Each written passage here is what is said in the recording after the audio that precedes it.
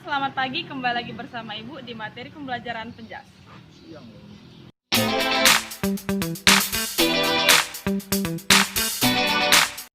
Anak-anak, kita masih di materi atletik. Silakan buka buku kalian halaman 95, di situ ada materi lompat jauh.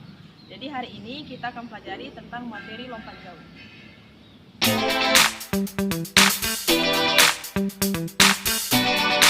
Tujuan dari materi pembelajaran kita hari ini adalah siswa dapat mengenal teknik-teknik dasar dalam melakukan lompat jauh.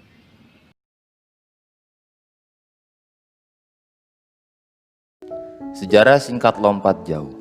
Bermula ketika 13 abad lalu, olahraga lompat jauh muncul tahun 708 Masehi saat ada Olimpiade kuno di Yunani.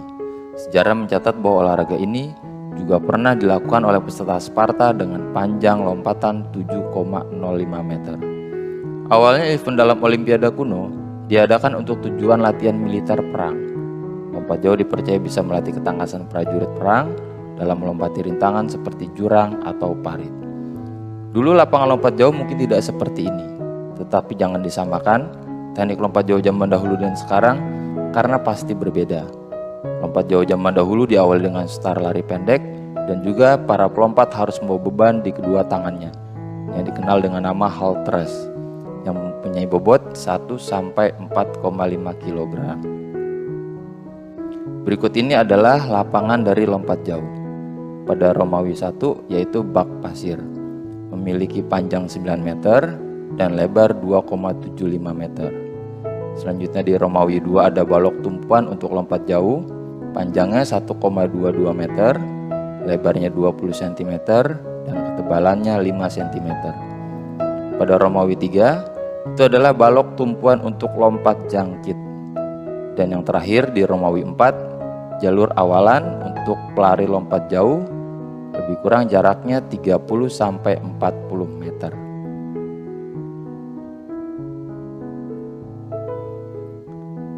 Pengertian lompat jauh. Lompat jauh merupakan salah satu cabang olahraga atletik yang populer dan sering dilombakan dalam kompetisi kelas dunia, termasuk Olimpiade.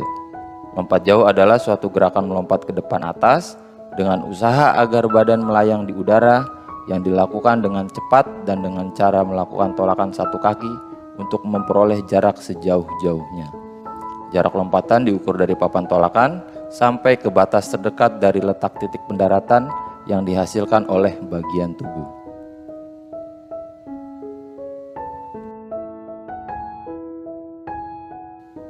Teknik dasar lompat jauh. Yang pertama ada teknik awalan lompat jauh. Teknik awalan lari yaitu dari lari perlahan ke lari cepat dan harus terkendali dan memungkinkan untuk melakukan tolakan. Jangan sampai melebihi garis tolakan yang sudah ditetapkan. Di saat mendekati papan tolakan, sekitar 3-5 langkah, kamu harus siap mengganti kecepatan gerak lari ke kecepatan tolakan dengan langkah terakhir yang pendek. Yang kedua adalah teknik tolakan. Langkah berikutnya setelah awalan yaitu tolakan. Tolakan bertujuan agar tubuh terangkat ke atas dan melayang di udara. Tolakan berpengaruh besar terhadap jarak lompatan yang diperoleh.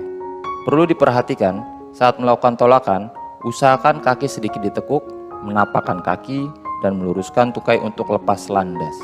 Gerakan tolakan yang baik membutuhkan kekuatan, kecepatan, dan koordinasi gerak yang memadai. Berikut ini adalah cara melakukan tolakan atau tumpuan. Yang pertama, ayunkan paha dan kaki ke posisi horizontal dan dipertahankan.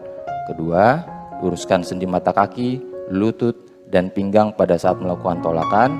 Ketiga, bertolak ke depan dan ke atas. Dan yang keempat, sudut tolakan 45 derajat.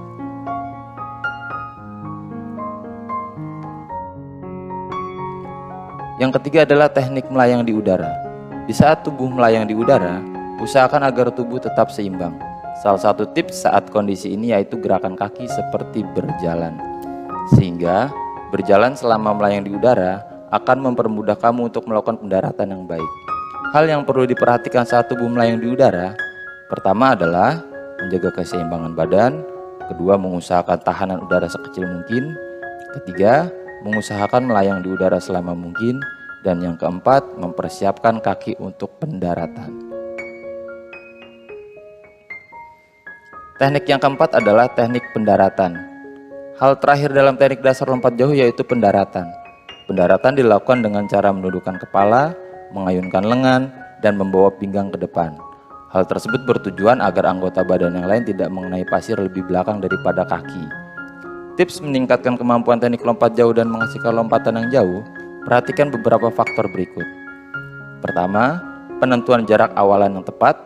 Kedua, penentuan irama lari awalan. Ketiga, kemampuan tolakan dan lepas landas. Keempat, kemampuan gerak melayang di udara. Dan terakhir yang kelima, kemampuan gerak saat pendaratan.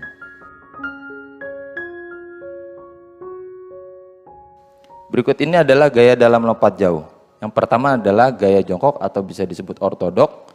Gaya yang sering dilakukan ketika badan melayang di udara ini berfungsi agar kamu bisa memperoleh kecepatan maksimum ketika ingin melompat. Di saat tolakan, kita biasa menggunakan kaki yang terkuat.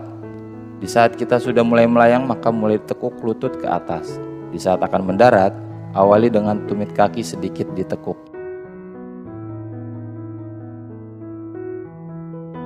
Yang kedua adalah gaya menggantung. Gaya lompat jauh ini tidak mengubah kecepatan ketika kaki akan bertumpu pada papan tolakan, dan cara melakukannya dengan cara badan tegap. Gerakan kaki diayunkan ke belakang dan ke depan bersamaan dengan kedua lengan. Saat akan melakukan pendaratan, kedua kaki diluruskan ke depan dan kedua tumit mendarat terlebih dahulu. Contohnya adalah pada gambar di bawah ini.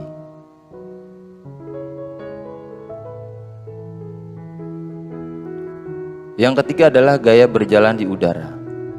Gaya ini cukup populer karena biasa digunakan oleh para atlet, sebutan kerennya yaitu walking in the air. Cara melakukan gaya ini yaitu sebelum melakukan tolakan, pinggang sedikit diturunkan, paha dan kaki diayunkan secara bebas, luruskan lutut, sendi mata kaki, dan pinggang ketika melakukan tolakan. Kemudian kita melayang di udara, berjalanlah seperti saat berjalan di tanah. Ketika akan mendarat, lengan dan tubuh ditarik ke depan dan bawah, serta kaki diulurkan sesaat. Teknik ini merupakan mirip dengan teknik menggantung di udara. Apapun olahraga, tentunya kita harus memperhatikan kebugaran jasmani diri kita, karena memang faktor inilah yang sangat menentukan betapa kesanggupan tubuh kita dalam melakukan sesuatu. Yang terakhir adalah kesalahan dalam melakukan lompat jauh. Pada olahraga lompat jauh, beberapa hal yang dilakukan peserta akan menyebabkan terjadinya diskualifikasi yang berdampak negatif pada pemain, seperti misalnya tidak melakukan lompatan setelah dipanggil selama 3 menit lamanya oleh panitia, melakukan tumpuan dengan menggunakan kedua kaki, melakukan pendaratan di luar bak pasir yang sudah ditentukan, menyentuh tanah pada bagian belakang garis tumpuan dengan menggunakan bagian tubuh manapun baik saat melakukan ancang-ancang lompatan maupun melakukan lari di landasan pacuan tanpa melakukan tolakan.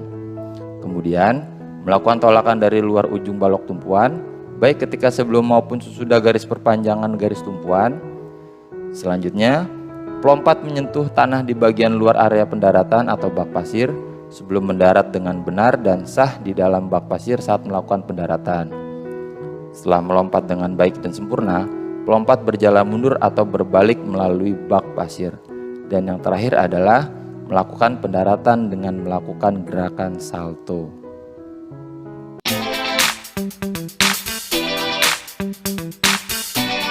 Sekianlah materi pembelajaran kita hari ini. Semoga bermanfaat. Selamat pagi, salam sehat, dan salam olahraga.